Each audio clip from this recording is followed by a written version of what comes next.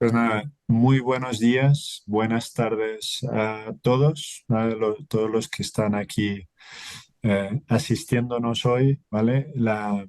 Voy a empezar, yo soy Guillermo Damas de NTT Data. Voy a empezar por presentar aquí esta sección. Estamos muy contentos por poder hacer esta sección con ustedes hoy y hablar de ALM.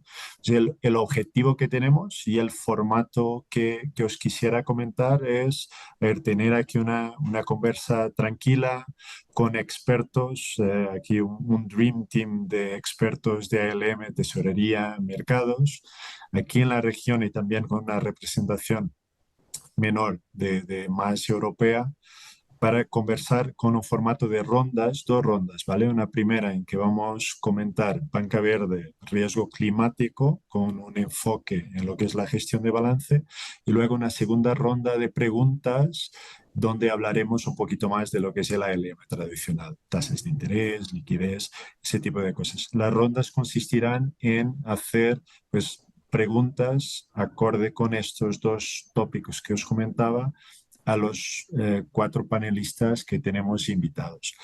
Eso tardará más o menos, nuestra idea es que se tarden 20-25 minutos por cada una de las rondas y luego si conseguimos gestionar o si consigo moderar como de una manera adecuada, si nos sobra un tiempito a aceptar una o dos preguntas, muy probable que sea solo una o ninguna, preguntas del público que veamos por el chat. Por lo cual, si queréis plantear preguntas, por favor, hacedlo y si conseguimos tener el tiempo, aceptamos una o dos para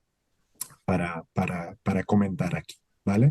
Entonces, empezar por presentar ese equipo de panelistas, de expertos que tenemos con nosotros, ¿vale? Nosotros hemos invitado cuatro personas, no sé si ya se ha conectado con nosotros una de las cuatro personas. Entonces voy a empezar un poco al revés, a ver si le doy algo de tiempo a Rosemary para que se conecte. Pues tenemos con nosotros Marc Aray, que es partner y responsable de tesorería, finance and risk en todo lo que es NTT Data de Europa y también de aquí de América Latina, de Américas. Es un socio de NTT Data que está con nosotros hace más de 20 años en NTT. Eh, Además, un mentor para mí personalmente. Tenemos con nosotros Hernán Alzate, que es profesor senior de la EAFIT aquí en Colombia y es el ex vicepresidente de tesorería del Grupo Bancolombia. También está con nosotros Cristóbal Herbertán Chacón, que es analista senior financiero de tesorería de BCI en Miami y es alumni de BTRM. Y esperando que Rosemary se pueda conectar en algún momento, pues tenemos invitada a Rosemary Taylor, que es directora de ALM de Banco de Bogotá. ¿Vale? Entonces, estos son los panelistas y como os comentaba antes, la idea es hacer aquí una ronda o dos rondas de preguntas, cada una con su tópico, ¿vale? Entonces, si os parece, si estamos todos más o menos ya alineados, diría que estamos casi listos para empezar esa primera ronda, ¿vale? Nada, pues empecemos entonces por el tema de lo que es la banca verde y el riesgo climático, ¿vale? Entonces, pensando exclusivamente o pensando principalmente en lo que es el mercado colombiano y de la región aquí, de Centroamérica y tal, Hernán, congelación a ti ahora y en los próximos años, ¿qué ves en términos de cómo está siendo la adopción de la banca verde, de esos principios aquí en la región, pensando quizás más en cómo están las entidades invirtiendo sus activos, ¿vale? En la parte de activos de tesorería, pero también en la parte de cómo están acabando por fondear los clientes utilizando sus criterios o adaptándose a sus criterios en este momento y en lo que vendrá. ¿Cuál es tu opinión, Hernán? ¿Cómo lo ves? Guillermo, muchísimas gracias. Ustedes me escuchan bien allí. Eh, bueno, digamos aquí hay dos frentes que bien lo acabas de mencionar, no solamente desde el lado de los inversionistas, de asset managers, sino también desde el lado de la banca a través del diseño de líneas sostenibles que le apuntan a criterios ambientales, sociales y de gobierno corporativo, los criterios ASG o ESG por sus siglas en inglés. Y lo que hemos visto ha sido, digamos, una adopción eh, con muy buen ritmo, una respuesta muy positiva desde el regulador mismo con su taxonomía verde a nivel Colombia. Allí la superintendencia ha hecho un esfuerzo impresionante, muy positivo para el mercado. De igual forma, el Ministerio de Hacienda también se ha comprometido de manera importante en este frente. Y ya a nivel de los diferentes operadores encuentra uno también un nivel de adopción bastante alto, porque gran parte de los portafolios que se administran de terceros tienen en cuenta esos elementos, porque no solamente esos criterios ASG eh, son importantes a nivel Colombia, sino a nivel mundial. Esto es, digamos, obviamente una asignatura que tenemos pendiente en planeta Tierra y por lo tal lo debemos asumir con ese nivel de compromiso. Entonces, desde el lado de los asset managers y de los portafolios propios de los bancos para atender a sus clientes, las líneas de crédito sostenible definiendo covenants y compromisos financieros que cumplan a cabalidad con esos criterios, y de allí también hay una serie de instrumentos de cobertura que están teniendo en cuenta esos elementos para aquellos clientes que acceden a líneas de financiación sostenible y que realmente necesitan también cubrir la exposición a los diferentes riesgos de mercado, bien sea tipo de cambio, tasa de interés o inclusive commodities. Entonces yo diría que en términos generales, tanto desde el lado de los inversores como desde el lado de quienes generan las líneas de financiación para los diferentes sectores, hemos visto en Colombia, digamos, una dinámica bastante positiva con una adopción en todos los frentes y en muchos segmentos, o sea, desde los pymes hasta corporativos y obviamente los institucionales en la gestión de los portafolios de inversión. Quisiera, para cerrar digamos, mi intervención en este punto, mencionar dos aspectos. Uno, ayer Bancolombia precisamente anunció al mercado una nueva, digamos, un nuevo componente dentro de su línea sostenible que se denomina Economía Azul Sostenible o la cuenta del mar, asignando alrededor de 1 billón de pesos para que de aquí al 2030 se pueda proveer financiación para el desarrollo de proyectos que propendan por el bienestar y el buen ecosistema alrededor de las zonas costeras. Allí nosotros, a nivel de Colombia, tenemos una situación desde el punto de vista geográfico privilegiada. Recordemos que Colombia, en el contexto de América, es el cuarto país con la mayor extensión de manglares. Y los manglares, a diferencia de lo que son los bosques verdes típicos de tierra, eh, logra concentrar 5 veces más el carbono. Entonces, por lo tanto, a nivel planeta, termina siendo, digamos, una iniciativa que debemos abordar. Y de hecho, el Fondo Monetario Internacional, en uno de sus informes, hablando de la transición energética, para poder tener esa transición de aquí al 2050, la demanda de recursos es de cerca de 6 billones de dólares.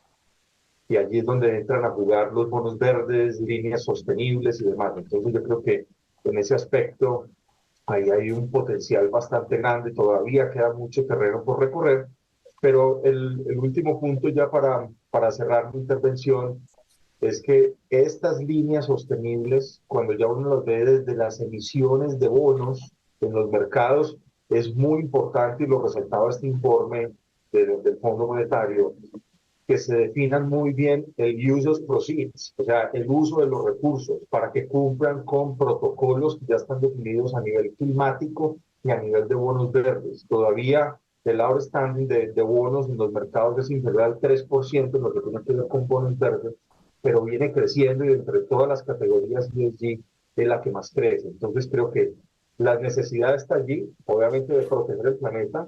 Por fortuna, tanto inversionistas como los bancos están haciendo la tarea.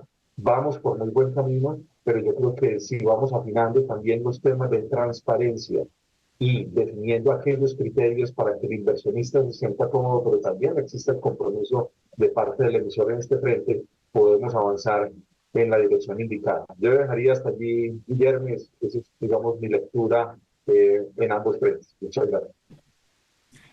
Perfecto, muchísimas gracias por tu comentario, ¿no? Clarísimo. Aprovechando un poco la visión de cómo está aquí Colombia, la región, Marc, tú que quizá con una postura relacionada con la experiencia de lo que se ha vivido en los últimos años en España y en Europa, ya que estás basado desde España, ¿cómo comentarías lo que se ha visto y también el impacto más de las legislaciones más relevantes que han empezado a surgir hace unos años y que siguen surgiendo ahí en la región, ¿vale? Como puede ser, por ejemplo, la PS 1119 de la PRA, de la Prudential Regulation Authority del Reino Unido, pero también otras quizás relacionadas con taxonomía. ¿Cómo ves tú esa experiencia, incluso linkando con lo que acaba de compartirnos Hernán? Por supuesto, primero muchas gracias, y la realidad es que, como probablemente todos sabéis, la Unión Europea tiene un compromiso muy firme, con todo lo que tiene que ver con combatir el cambio climático. Hay una agenda muy, muy agresiva, muy, muy ambiciosa, que básicamente es alcanzar la neutralidad en el carbono para el año 2050. Eso tiene además objetivos más a corto plazo. En el año 2030 el objetivo de toda la Unión Europea es reducir hasta un 55% las emisiones de carbono comparado con el año 1990, y eso se traduce en unos planes muy, muy detallados por cada sector que se monitorizan exhaustivamente. ¿Cuál es un poco el papel de las entidades financieras? Un poco con foco en el foro en el que nos encontramos. Pues obviamente el papel es tremendamente relevante. Se espera de ellas, pues, en primer lugar, pues que aporten financiación privada, que eso, digamos, complemente lo que es la financiación pública que ya están llevando a cabo los estados, y mucho más importante, diría, tienen que servir también como mecanismo de transmisión, ¿no? Y ganar con la capilaridad que ya tienen para garantizar que la financiación llega ahí donde debe llegar, a la economía real, que es la que se tiene que adaptar y la que tiene que establecer mecanismos también de mitigación. Para todo ello, y respondiendo a tu pregunta, Guillermo, pues evidentemente hay un paquete regulatorio muy, muy, muy intenso. Ya viene desde 2018 y yo diría que ese paquete se está intensificando. Incluso, por ejemplo, sin ir más lejos, en diciembre de 2022 hemos tenido una revisión de todo el roadmap de Sustainable Finance, emitido por la Autoridad Bancaria Europea, la EBA, y ahí vienen, pues, elementos de transparencia, de cómo hacer la supervisión, aspectos de ajuste de los ejercicios de stress test, aspectos de gobierno corporativo, cubre completamente muchísimas disciplinas. Quizá la actualidad regulatoria en Europa ahora mismo, uno de los puntos importantes es lo que se denomina un nuevo KPI, que estaba definido ya desde hace tiempo, pero que entra en vigor en enero de 2024, y que es el Green Asset Ratio, el ratio de activos verdes, que miden en el balance de las entidades financieras, qué porción del balance es en financiación verde. Aquí, por supuesto, es un indicador bastante controvertido, porque deja el trading book fuera, por ejemplo, solo cubre el banking book, solo cubre determinados tipos de contrapartidas, con lo cual tiene bastantes limitaciones, pero yo diría que es un paso en la dirección correcta. Y quizá, por finalizar, lo más interesante, ¿no?, en este foro un poco es cuáles son los retos, ¿no?, que realmente estamos viendo trabajando con los clientes en el mundo de ALM y en general en todo lo que tiene que ver con la gestión del riesgo. Lo primero es, pues, la necesidad de reservar recursos y atención en todo lo que es la transformación, que sigue siendo bastante pesada, todo lo relacionado con la agenda regulatoria, que ahora se incrementa con todo lo que tiene que ver con el cambio climático y en particular en todo lo que tiene que ver con el reporting. Esa necesidad también se traduce en aspectos relacionados con los datos. Todo lo que tiene necesario para este reporting son datos que a menudo las entidades no tienen en sus sistemas, que hay que ir a buscar en proveedores externos, que a menudo hay disparidad en cuanto a la calificación que tienen entidades externas sobre cada una de las corporates, y eso es un trabajo importante. Pero quizá lo más interesante, para los que somos practitioners, para los que estamos en este mundo, lo más bonito es la parte metodológica, puesto que los riesgos de cambio climático efectivamente son muy distintos de los riesgos de carácter más financiero. En general introducen mucha más incertidumbre porque tienen aspectos físicos, que los economistas lo entendemos también, aspectos pues de cómo van a actuar las personas, de anticipar qué tecnologías van a estar disponibles para adaptación, cómo van a actuar los gobiernos. En general, los horizontes también son más largos, hablamos de decenas de años, y en general no se comprenden todavía los mecanismos de transmisión entre estos riesgos de cambio climático y los riesgos que sí conocemos, de riesgo de mercado, etcétera, y con los que hacemos AEM y otros temas. Esto es un poco el reto en lo que estamos trabajando. Trabajamos bastante aspectos también de análisis de escenarios, que son metodologías distintas, no tanto tratar de predecir lo que va a suceder, sino identificar escenarios extremos, caracterizarlos de manera también cualitativa y esperar que la realidad se va a mover un poco en todo esto. Esto es un poco el contenido, creo, el reto más importante que nos vamos a encontrar, que nos estamos encontrando y en el que están trabajando las entidades financieras aquí en Europa. Marc, no, perfecto, muchísimas gracias. Hay aquí un tema incluso linkando también con la realidad europea. Hernán comentaba el tema de la transparencia, ¿no? Y del greenwashing como uno de esos. ¿Cómo estás viendo? Porque incluso en Europa eso todavía es bien reciente y bien importante de ver cómo, cómo también regular, supervisar y gestionar eso para que sea realmente transparente y no tanto un poco un green ficticio, ¿no? De intentar parecer verde. Sí. ¿Eso cómo lo ves? Aquí la medida, desde el principio, la medida que se ha llevado a cabo es quizá la piedra de toque para combatir efectivamente todo lo que es el greenwashing, es lo que se llama la taxonomía, que es una definición, es un framework muy exhaustivo por cada sector, que además se ha ampliado recientemente a más sectores, a más objetivos. Antes era sobre todo de adaptación, mitigación, ahora lo han añadido, lo han extendido a objetivos secundarios, y que además no, el objetivo no solo es cubrir cambio climático, sino cubrir un poco el ESG, ¿no? También la parte social y de gobierno. Eso define exactamente, sector por sector, cuáles son las actividades que se consideran que contribuyen y hasta qué punto contribuyen en la gestión del cambio climático, y muy importante, a menudo a partir de qué umbrales lo hacen. Todo esto no está exento de polémica, y si los que hayan podido seguirlo con aspectos como la energía nuclear o como el uso del gas, pues esto lleva a muchas discusiones, pero al final, efectivamente, si uno quiere evitar el greenwashing, hay que llegar a esos consensos, hay que llegar a esos acuerdos, y en el caso de Europa el instrumento clave es esta taxonomía, que es un documento vivo y que se seguirá desarrollando durante bastantes años. Muchísimas gracias. Yo intentando seguir un poco en esta ronda relacionada con la banca verde y el riesgo climático y pasando la bola, pasando la pregunta para ti, Rosemary, en este caso, con relación a Colombia y América Central, quizás, ¿qué crees tú? ¿Qué crees que será el proceso y cuáles serán los desafíos de adoptar esos cambios de regulación? ¿Cuáles crees que van a ser regulación verde climática para los próximos años localmente, ¿vale? Aquí en Colombia en particular. ¿Cómo lo ves? Bueno, muchas gracias nuevamente por la invitación y yo creo que en realidad los riesgos siguen estando enfocados la dificultad que puede existir es adaptarse a una taxonomía. Yo creo que desde las entidades financieras en Colombia, pues ya hay una taxonomía emitida por la Superintendencia Financiera. Los que habíamos tenido una taxonomía anterior, pues venimos ajustándonos, pero al final lo que vemos es una regulación que está enfocada a que estas finanzas, a que estas entidades financieras acompañen esa necesidad de financiamiento, que creo que hay también muy acorde con lo que estaba comentando desde el punto de vista europeo.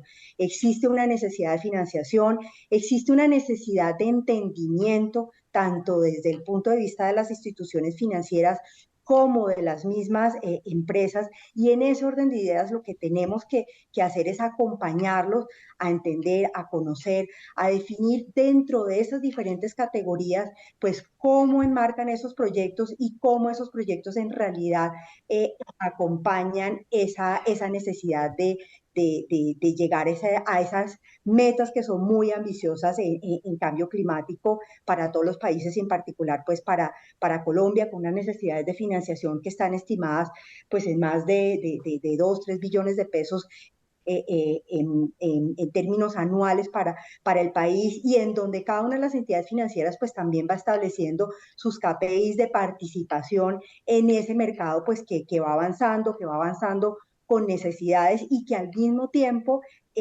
pues vamos acompañando a los clientes con esas necesidades. Aquí yo diría que ese es como el primer reto, cómo la regulación y cómo esa taxonomía que dicen que también ha sido emitida en Europa y que al final pues se va adaptando a esas necesidades, y cómo las empresas y las industrias van llegando a esas necesidades y atender esos objetivos de cambio climático, cómo esa taxonomía pues se adapta a lo que va en evolución, y de acuerdo, es una taxonomía que es cambiante, que es muy nueva para el país, y en donde pues los bancos pues también tenemos que hacer todos los ajustes para poder cumplir. Yo diría que ese en realidad es como el reto más grande en términos regulatorios. Creo que las bases están puestas para el país, y que lo importante es pues poder llegar a esas metas que son muy, muy ambiciosas. Y además en un reto que es tan importante para nosotros en ese seguir apostando por mejorar el clima y el futuro de todos. No, perfecto. Muchísimas gracias, Rosemary. Cristóbal, tú desde tu lado, e incluso también siendo BTRM, ¿cómo lo ves, vale? ¿Cómo ves la adopción? Quizá pensándolo más como chileno que eres, en el mercado chileno, ¿cómo está? ¿Cómo lo compararías y cómo estás viendo esa adopción, esos desafíos en los temas de riesgo climático y de banca verde para las entidades y para la economía chilena? Bueno, muchas gracias, Guillermo, y todos por la invitación. Bueno, en Chile lo que ocurre hoy día en el contexto global es que estamos ya viendo un aumento en los daños físicos del cambio climático. Y esto afecta a distintos países de distintas formas. Por un lado tenemos Florida, que a veces tiene un exceso de agua por el tema de los huracanes, y también tenemos el contraste con Chile, que en ciertas partes está más expuesto a sequías y también inundaciones en más el sur. Todo esto, este aumento de estos efectos de eventos naturales, está llevando también a que los bancos empiecen a estar considerando los efectos financieros de los daños de las situaciones naturales en sus portafolios, tanto de préstamos o inversión. Para eso es importante y es crucial incluir dentro del proceso de adecuación de capital justamente esta parte que es el stress testing de los portafolios, basado en lo que comentabas tú, Mark, hace un momento, que es cómo cuantificar el efecto, por ejemplo, de un huracán en el portafolio de préstamos que tengo, o de una sequía en un país que depende mucho de la producción de fruta o de minería, que son altos consumidores de agua. Dicho eso, acá en Florida, por ejemplo, en los últimos años se han visto más de 100 billones de dólares de pérdidas por solamente huracanes, y justamente levanta esa alerta de que se debe incorporar dentro de la medición de capital de la banca. Por el lado de Chile, en cuanto a los desafíos de emisiones sustentables, Chile ha sido un pionero de emisiones sustentables. Es más, el Climate Bond Initiative mencionó que al 2022 Chile era el banco perdón, el país de Latinoamérica con mayor emisión en bonos sustentables. De hecho, en particular 43 billones de dólares entre 27 instituciones, tanto gubernamentales como privadas, de la banca, que han estado emitiendo deuda en este formato. Y justamente eso ha llevado también a ver algunas dificultades que están completamente alineadas con lo que comenta Rosemary y Hernán, que es sobre la necesidad de una taxonomía, de poder definir cuál ¿qué proyectos son sustentables? ¿Cuáles son las características que tienen que tener para cumplir con eso? Y ahí es donde Chile también ha estado bastante avanzado, dado que este mismo mes, o sea, en agosto, el pasado mes, se publicó una taxonomía desarrollada entre el Banco Interamericano de Desarrollo y el Climate Bond Initiative, junto con el Banco Central y distintas instituciones gubernamentales de Chile, donde desarrollaron como el primer marco de qué es lo que debería ser una taxonomía de definición de un proyecto sustentable. Ahí se definieron 5 pilares principales: los objetivos medioambientales, qué sectores o actividades deben tener, cuáles son las reglas mínimas, la gobernanza, que es crucial, y el marco de implementación. Junto con esto, la CMF, que es la entidad reguladora del mercado financiero chileno, también hizo una presentación, en particular el vicepresidente, sobre qué está haciendo la CMF en base a esto. Y hace poco se publicó la NSG 461, que corresponde a una normativa que inicialmente hace que las instituciones deban divulgar de una forma voluntaria qué actividades qué situaciones climáticas pueden afectar financieramente sus balances y su estado financiero, y también divulgar qué iniciativas ellos tienen para poder garantizar que su empresa esté preparada para enfrentar el cambio climático. Y junto con esto, ¿qué parte de la gobernanza de cada institución está tomando acción sobre y el climate change? Qué bueno, no, buenísimo. Muchísimas gracias, Cristóbal. Al final el resumen es que claramente es estratégico, práctico lo que hay que hacer, y además se nota que las entidades o los supervisores y las entidades, los agentes, están moviéndose mucho en este ámbito del riesgo climático y de la vaca verde. Claramente un desafío para todos nosotros que estamos aquí para lo ahora y para los próximos años.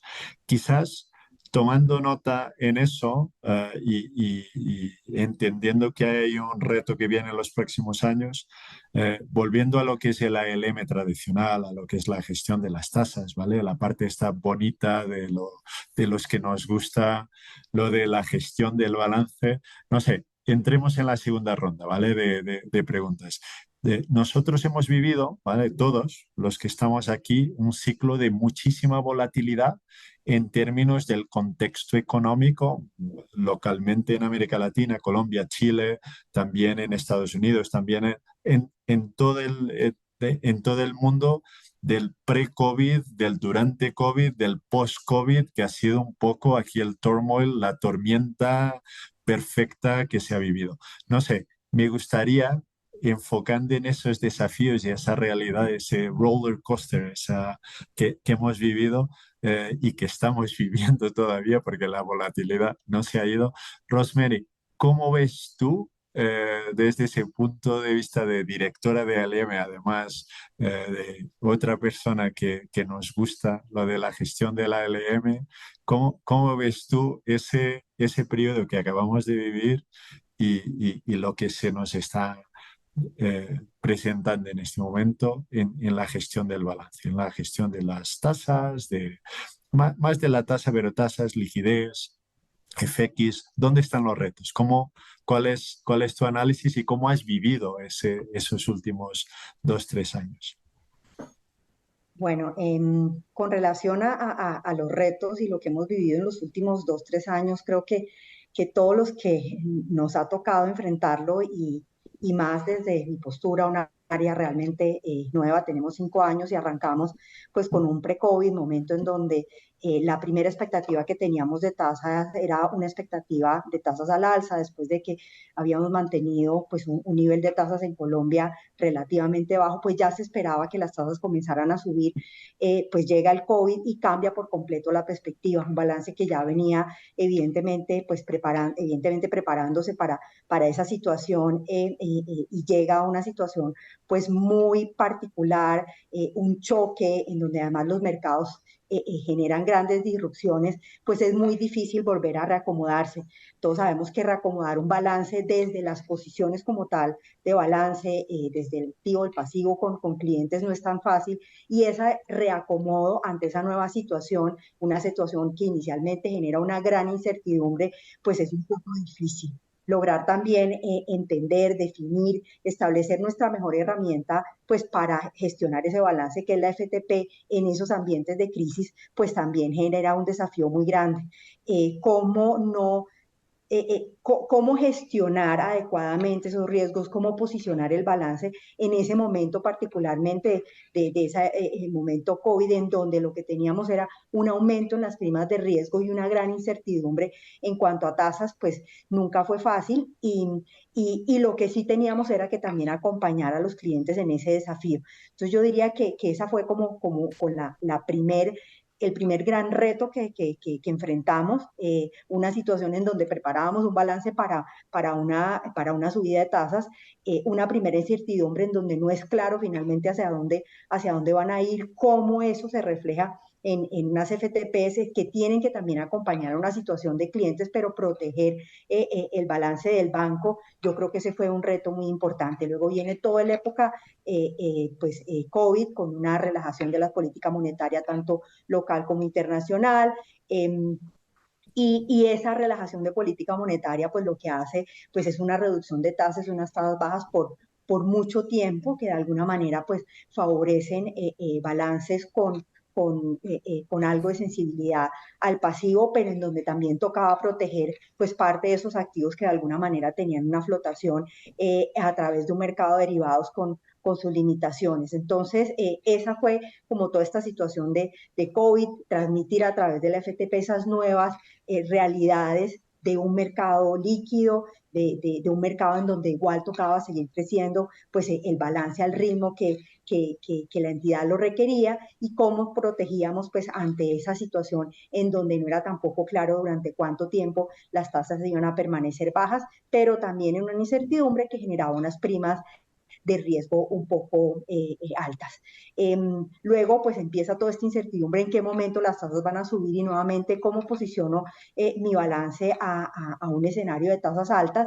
Creo que de alguna forma, pues el reto más grande que tuvimos era ir entendiendo en medio de este escenario macro qué tanto las tasas iban a subir y qué tanto tiempo se iban a mantener arriba. Y aquí tuvimos una discusión entre grandes economistas a nivel internacional en esa pelea entre hasta dónde efectivamente la inflación se mantenía alta por un tiempo prolongado y las tasas que teníamos pues se mantenían altas.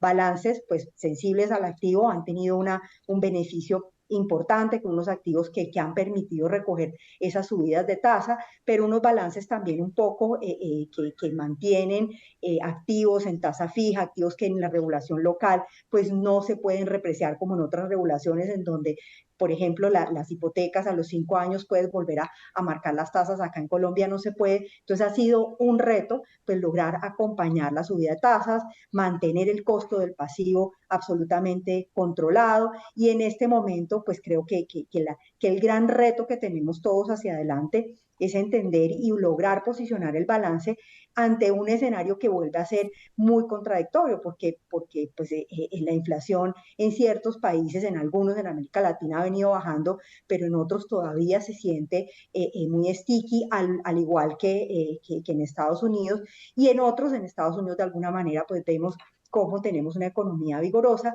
pero en otros países pues ya se empieza a sentir el efecto de la actividad. Entonces ahora es donde paramos nuevamente el balance, nuevamente un posicionamiento que de alguna forma sí estaba esperando pues una reducción en tasas, y en donde en este momento pues lo que podríamos estar viendo es más bien pues un reto en donde probablemente vamos a mantener por un tiempo un poco más alto esas tasas altas. Mantener Además, un balance equilibrado, sólido, sostenible en medio de cambios regulatorios que para Colombia han sido muy grandes, un cambio regulatorio en liquidez con la entrada de lo que para nosotros es el Net Stable Funding Ratio, que acá se conoce como el CFN, que ha tenido muchos cambios y que va cambiando el panorama y los niveles de tasa y en donde el mercado también está tratando de encontrarse. Y también la entrada en vigencia de la nueva regulación de riesgo de tasa de interés en el libro bancario, circular pues que fue publicada el año pasado y circular pues que de alguna manera ya nos pone un derrotero adicional, tener a partir de este año, el 15 de septiembre, pues un plan director que ya nos permita entrar dentro de esa regulación que es muy basilea, con límites, con un gobierno y adaptar todo lo que veníamos haciendo dentro de un marco de apetito al riesgo que cada banco definió, adaptarlo ya a una regulación local. Yo diría que esos son como los retos más importantes que tenemos en medio de este ambiente que va a seguir siendo retador, que va a seguir teniendo pues muchas volatilidades y en donde tenemos que seguir acompañando el crecimiento de la economía, el crecimiento del balance, de una forma que permita también poder tomar ventaja de ese nuevo escenario de tasas que sin lugar a duda en algún momento tendrá que ser un escenario de tasas a la baja. Perfecto. ¿Y qué retos, Rosemary? ¿Qué retos? Qué bonita es la gestión de balance y qué cantidad de retos se ve aquí en Colombia y se ve aquí en la región de los últimos años. Muchísimas gracias por tu aportación. Hernán, también aquí en Colombia y además con esta descripción tan explícita y tan bonita de lo que de lo que ha sido vivir la gestión del balance en los últimos años y lo que se nos presenta. Tú, quizá dándole un poquito una vuelta de tuerca, en la parte de liquidez, ¿qué se ha vivido? ¿Vale? Porque esto ha sido también un debate muy interesante en otros mercados y aquí, oye, la parte de tasa es clarísima, la parte de inflación que todavía está por ahí también. La parte de liquidez con la intervención de los reguladores y de cómo estaban reaccionando los mercados y tal, cómo se ha vivido también aquí en Colombia los últimos 3 añitos esa gestión de la tesorería y del balance y qué crees que va a pasar en los próximos años por esa vía, ¿vale? Por la parte más de liquidez no solo hablando de NSFR, que comentaba que ahora aplica aquí en Colombia también, pero un poco visión más práctica, ¿cómo lo has visto y cómo lo ves? Sí, Guillermo, creo que Rosemary pues, nos dio una muy buena visión de lo que ha pasado y qué es lo que se avecina, y aprovecharía obviamente para hacer mención no solamente a lo que es el CPEN o el Net Stable Funding Ratio, que se conoce bajo Basilea 3, sino también otro indicador que es bien importante, que tiene que ver con la gestión del riesgo de liquidez de corto plazo. ¿Sí? El CPEN pues, le está apuntando más, no solamente al corto, pero también mediano y de alguna manera a largo plazo, teniendo presente que hay que definir muy bien esa estructura de fondeo. Desde el lado, digamos, de las métricas definidas por la Superintendencia Financiera en Colombia, en aras de irse adaptando de manera gradual a lo que es Basilea 3, específicamente las definiciones que se dieron a partir del 2016, en el mercado local empezamos a sentir presión fuerte por los temas de liquidez, particularmente en los años 21 y 22, específicamente en el 22, cuando ya empezamos a sentir la necesidad de cumplir con los indicadores de liquidez y con el indicador del CPN. Eso llevó, obviamente, a una recomposición como tal de la estructura de fondeo. Teníamos entidades que en la transformación de plazos se fondeaban en el corto plazo y colocaban recursos en diferentes líneas de negocio en mediano y largo plazo. Obviamente eso genera desde el punto de vista de retorno en el margen neto de interés y en el provee resultados interesantes, pero abre unos riesgos enormes, y ahorita Rosmel lo mencionó, son libros que por lo general son muy asset sensitive desde todo punto de vista, y eso genera unas presiones muy fuertes ya cuando se empezó el mercado a adaptar a lo que fue Basilea y complicó la estructura de fondeo, sobre todo aquellas entidades que no tienen cierta capacidad patrimonial, que les costaba salir al mercado a conseguir recursos de mediano y largo plazo. Obviamente su condición patrimonial no le permitía tener unos costos de fondeo muy competitivos, tenían que pagar spreads sobre tasas indexadas muy altas y con un escenario de tasas al alza, como Rosemary lo mencionó, pues obviamente los inversionistas que normalmente desde el lado institucional están allí para proveer la financiación rápida que se requiere desde un banco, pues no estaban interesados en proveer como tal fondeo ni invertirse, que es el lado opuesto a tasa fija, porque pues, el escenario era de tasas al alza, entonces los spreads sobre IBR, sobre VR y sobre IPC pues eran bastante altos y eso obviamente empezó a generar de alguna manera una presión fuerte, cerrando como tal el margen neto de interés, afectando de alguna forma para cumplir con el CEPEN, pero también impactando el ROE y el ROA de los bancos. Sabemos que el ROA es un elemento fundamental. Entonces, eso generó obviamente una presión muy fuerte por los recursos. Vimos movimientos tanto en el mercado de bonos como en el mercado local, sobre todo CDTs, captaciones en el mercado local. O sea, se dio un mix que sobre finales del año fue complicado, las tasas subieron demasiado, inclusive por encima del 18% y de spreads que estaban por encima de 600 básicos en las diferentes indexaciones y se amplió demasiado el spread de deuda privada, deuda pública, teniendo allí deuda pública como referente los TES. No habíamos visto spreads tan altos, que todo el mercado estaba muy apretado. Sobre el final del año pasado se logró al menos atenuar un poco la presión, de tal forma que todos a marzo de este año, cuando ya entrara en vigencia para todas las entidades el CEPEN, pudieran estar, digamos, alineados. Pero eso es un poco la historia y lo pasado, pues eso es, pasado es. Ya lo que se avecina, y Rosemary lo mencionó, noviembre 17 del 2022, la Superintendencia Financiera emite la circular externa 025, que tiene que ver con el riesgo de tasa de interés del libro bancario, como lo menciona Basilea desde el 2016, el Interest Rate Risk of the Banking Book, concentrado en el libro bancario, son explícitos, pues no tienen nada que ver con el trading book. Entonces eso impone una serie, digamos, de desafíos grandes. La primera fecha es 15 de diciembre, todos los establecimientos de crédito en Colombia deben de cumplir ante la superintendencia con un plan de implementación, todavía no con métricas, pero esos ejercicios que incorporan choques, no solamente en la parte corta de la curva, para tratar de capturar el impacto a nivel del margen neto de interés, sino de mediano y largo plazo con movimientos un poco más extremos, bear steepening o flattening en las curvas, todo lo que tiene que ver con los impactos en diferentes buckets de tiempo, es decir, ya de mediano y largo plazo, allí lo que se quiere medir es el impacto a nivel del valor económico del patrimonio, es decir, cómo está afectando la rentabilidad de las entidades financieras. Y no solamente es tasas, aquí también hay temas de tipo de cambio, porque las entidades financieras pues, se fondean también a través de líneas con corresponsales. Y no podemos perder de vista de que muchos de esos balances tienen exposición no solo al dólar.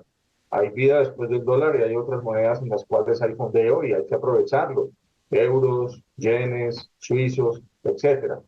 Y adicionalmente, aquí se incorpora un elemento que de alguna manera desde el lado de las entidades financieras pues no se aborda desde el punto de vista cuantitativo como debe ser, y es el comportamiento del consumidor, en este caso el comportamiento de los clientes, behavioral finance.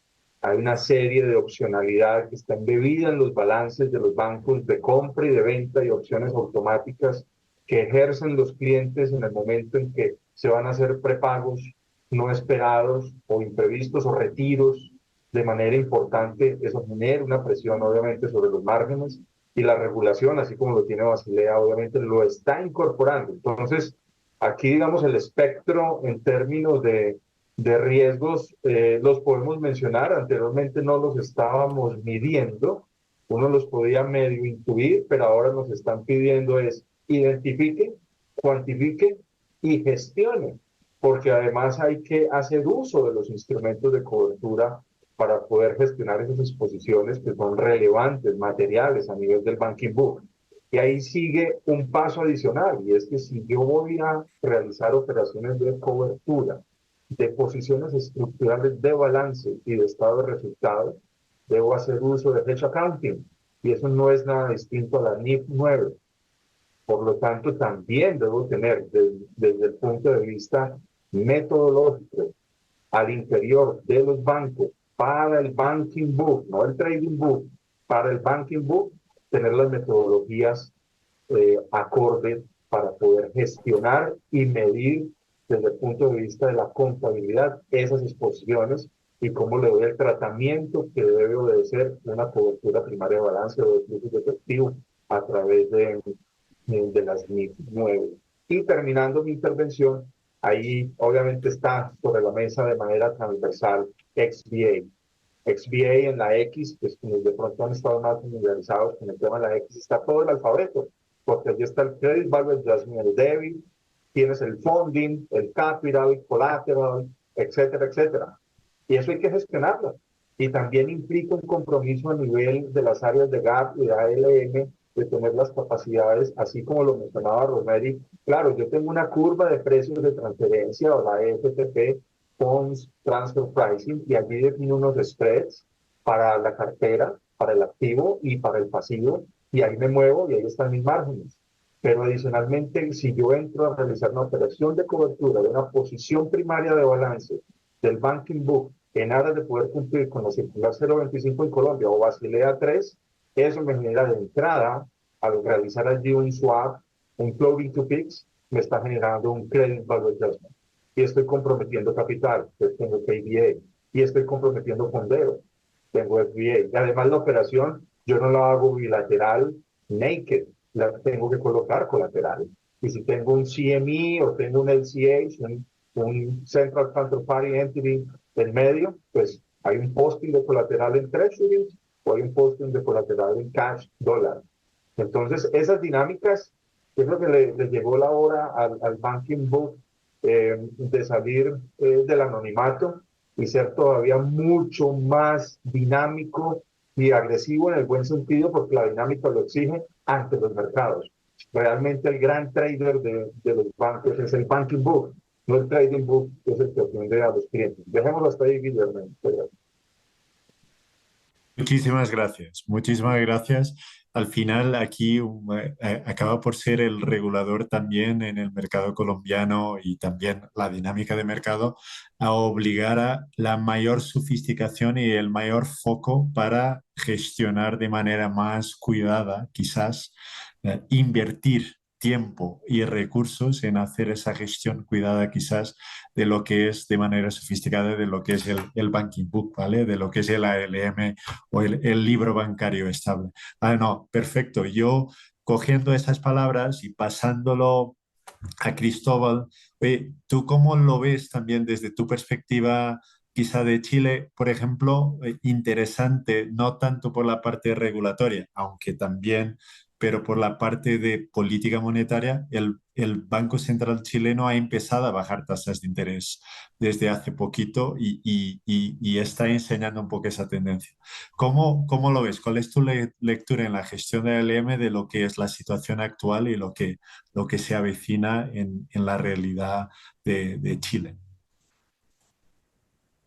Claro, en ese punto, alineado con lo que decía Rosemary, o sea, el principal factor hoy día en el mercado es el control de la inflación.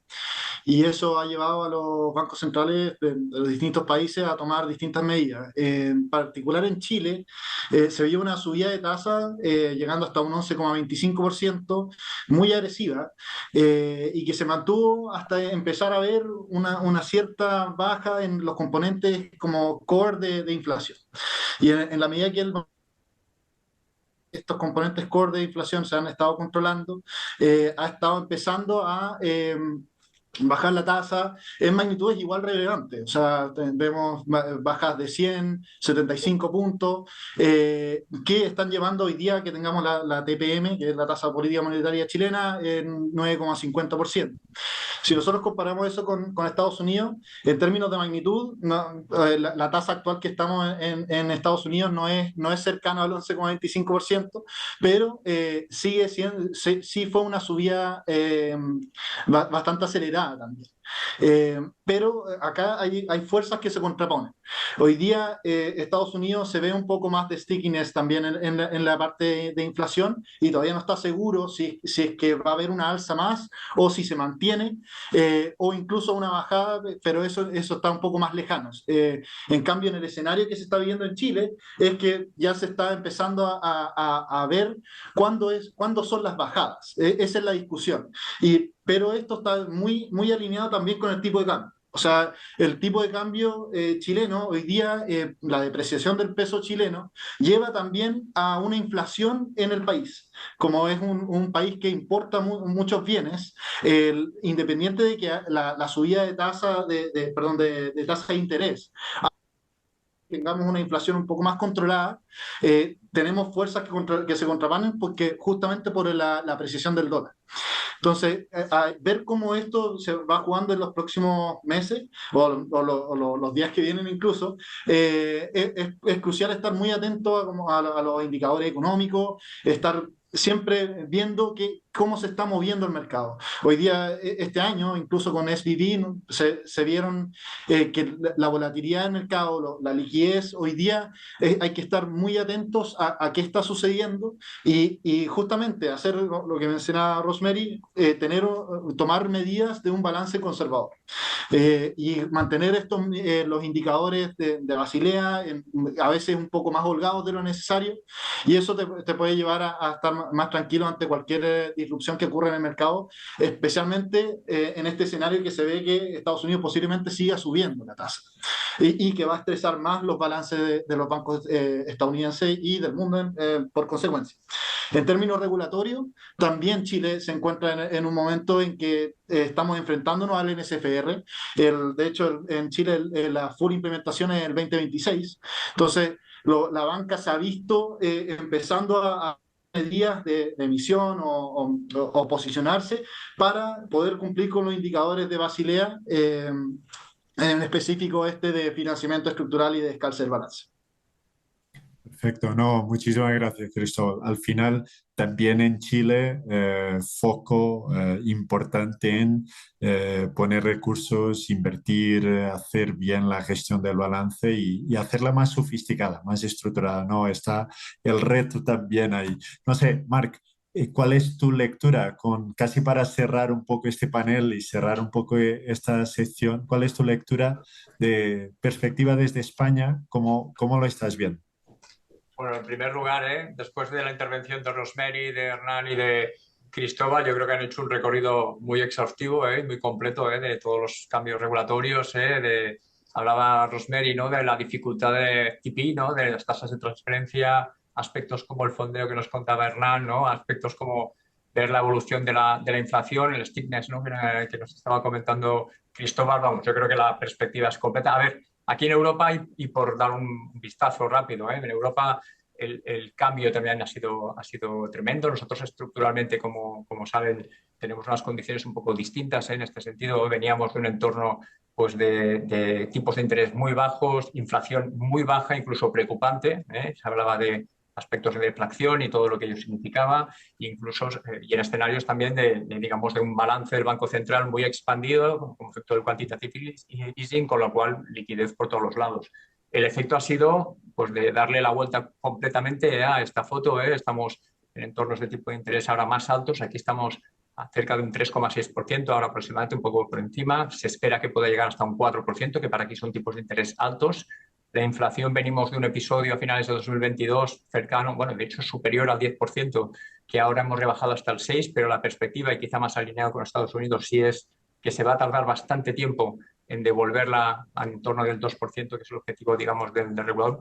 Probablemente va a llevar años alcanzar esto, y todo esto en un contexto en que también se están contrayendo los bancos centrales, digamos, los balances de los bancos centrales, y por tanto la liquidez fluye pues con menos facilidad de alguna manera, ¿no? ¿Vale?